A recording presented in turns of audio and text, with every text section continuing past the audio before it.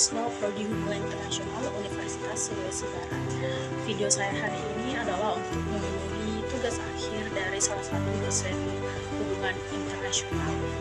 Di video saya kali ini, saya akan membahas 3 materi yang berkaitan dengan hubungan internasional. Yang pertama yaitu tentang liberalisme utopian, realisme dan krisis 20 tahun, dan yang terakhir elemen-elemen realisme.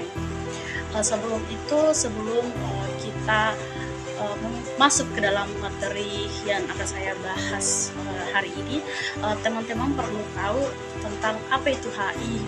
Teman-teman perlu mengetahui tentang definisi dari hubungan internasional. Baiklah, hubungan internasional merupakan hubungan antar negara maupun non-negara yang melewati batas-batas negara.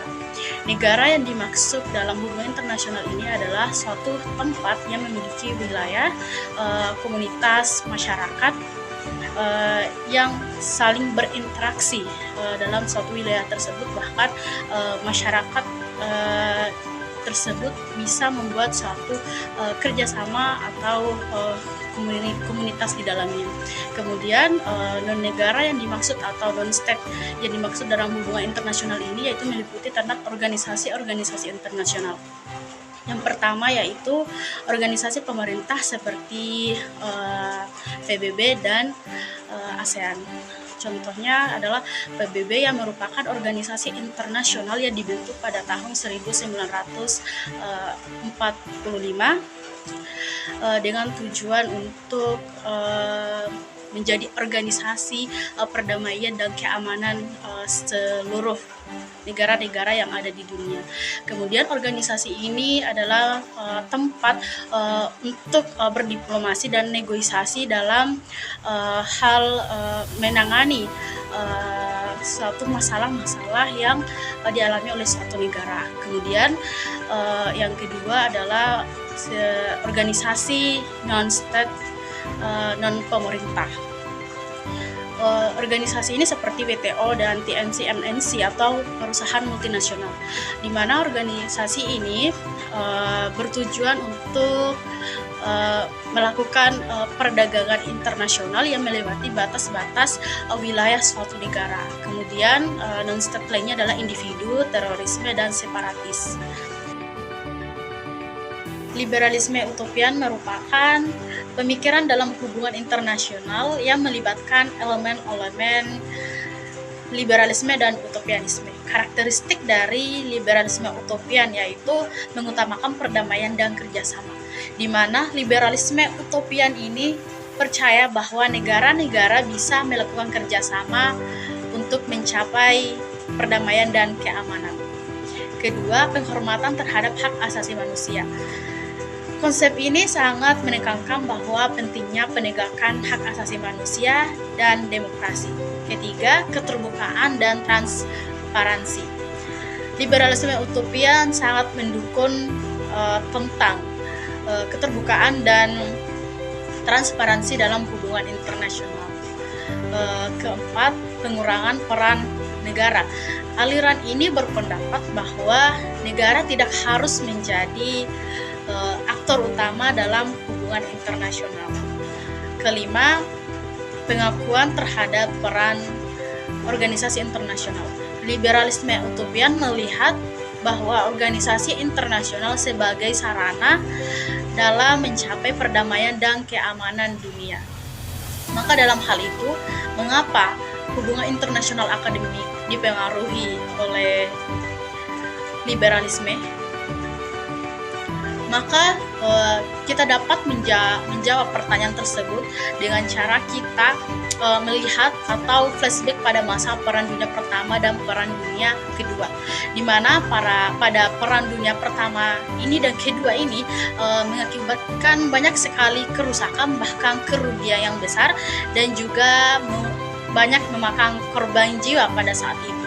Tidak hanya itu, pada Perang Dunia Pertama ini menyebabkan banyaknya negara-negara lain yang berkontribusi dengan tujuan membantu sekutu atau bahkan memiliki tujuan lain yang harus mereka capai walaupun harus melanggar aturan hukum internasional.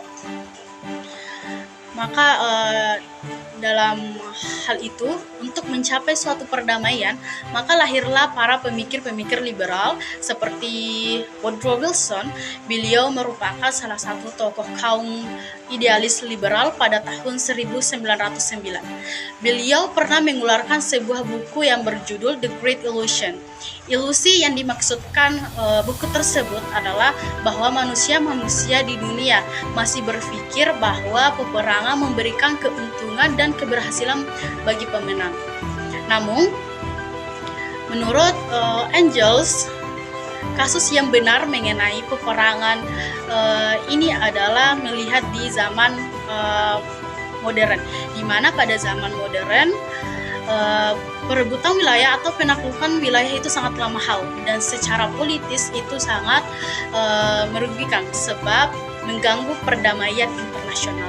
Argumen yang dikeluarkan oleh Norman Engels ini merupakan pelopor dari pemikir liberal klasik tentang modernisasi dan interpendensi. Modernisasi menuntut negara untuk memiliki kebutuhan yang terus terjadi mengenai barang-barang dari luar. Penemuan atau pasar yang dimiliki dalam jumlah yang tidak memadai di negara sendiri.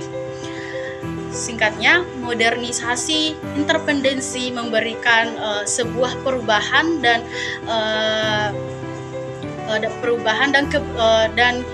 kemajuan sehingga menyebabkan kekuatan semakin diabaikan. Kemudian para pemikir liberal lainnya, yaitu Presiden Amerika Serikat Woodrow Wilson, yang merupakan profesor ilmu politik dan dianggap sebagai pembawa nilai-nilai demokrasi liberal di negara-negara Eropa dan di seluruh dunia. Demokrasi liberal merupakan sistem pemerintah yang menggabungkan demokrasi dan liberalisme. Tujuan Woodrow Wilson untuk membawa nilai-nilai tersebut adalah untuk mencegah adanya tindak kekerasan ataupun peperangan. Woodrow Wilson berpendapat bahwa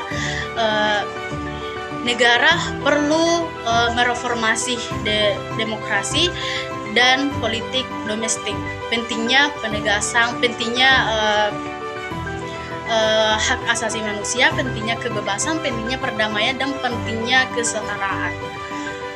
Untuk mencapai dunia yang lebih damai dan aman, Woodrow Wilson membentuk sebuah organisasi yang bernama LBB atau Liga Bangsa-Bangsa pada 10 Januari 1920,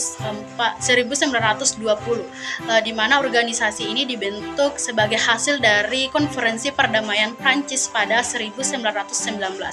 Namun organisasi ini tidak pernah menjadi organisasi internasional yang kuat karena seperti yang diharapkan oleh para kaum liberal sebagai organisasi yang memberikan perdamaian dan keamanan dunia. Namun organisasi ini pun bubar pada tahun 1946 karena dinilai gagal dalam menjalankan misinya sebagai organisasi perdamaian dan keamanan. Realisme merupakan pemikiran bahwa untuk mendapatkan kekuasaan harus melakukan tindakan anarki dan egois. Walaupun dalam tindakan tersebut mengandung kekerasan atau kejahatan yang akan menyebabkan pelanggaran hukum internasional, namun bagi kaum realis, tindakan agresi adalah cara untuk mendapatkan kekuasaan dan mewujudkan kepentingan yang mereka inginkan. Setelah bubarnya organisasi LBB dan gagalnya organisasi tersebut dalam menjalankan tugasnya, banyak yang menyatakan bahwa idealis liberal bukanlah petunjuk intelektual yang baik bagi hubungan internasional di tahun 1930,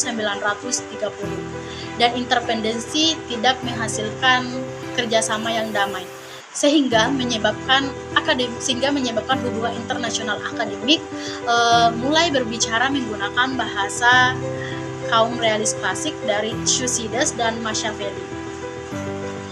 Kritik idealis liberal yang paling konferensif dan mendalam yaitu kritik dari E.H. Carr dari buku yang berjudul The 20 Years Crisis. Carr berargumen bahwa para pemikir idealis liberal salah menilai sejarah hubungan internasional dan salah memahami sifat dari hubungan internasional.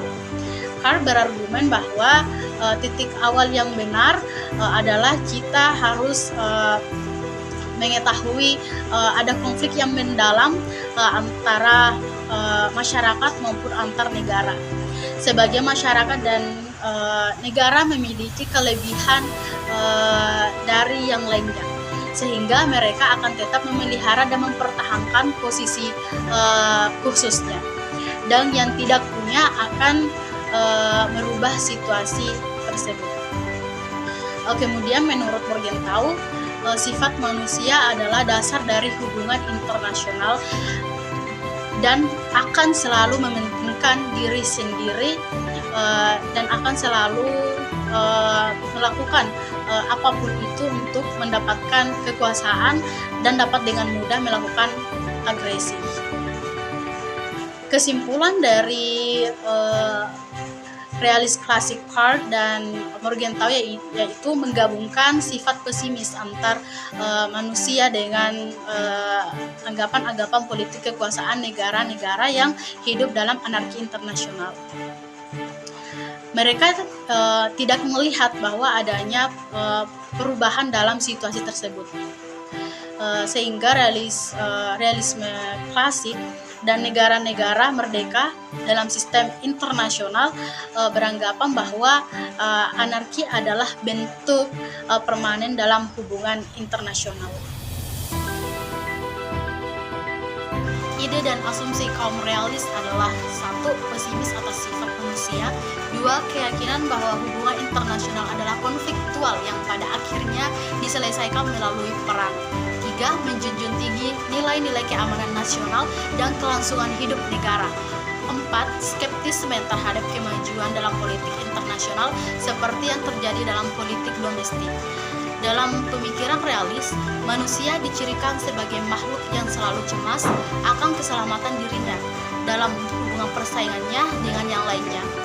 Dalam kursi pengendalian, mereka tidak ingin diambil keuntungannya. Mereka terus-menerus berjuang untuk menetapkan yang terkuat dalam hubungannya dengan yang lain, termasuk hubungan internasional dalam negara-negara lain. Politik adalah perjuangan untuk memperoleh kekuasaan atas manusia, dan apapun tujuan akhirnya, kekuasaan adalah tujuan terpentingnya dengan cara memperoleh, memilih, dan menunjukkan kekuasaan menentukan teknik politik.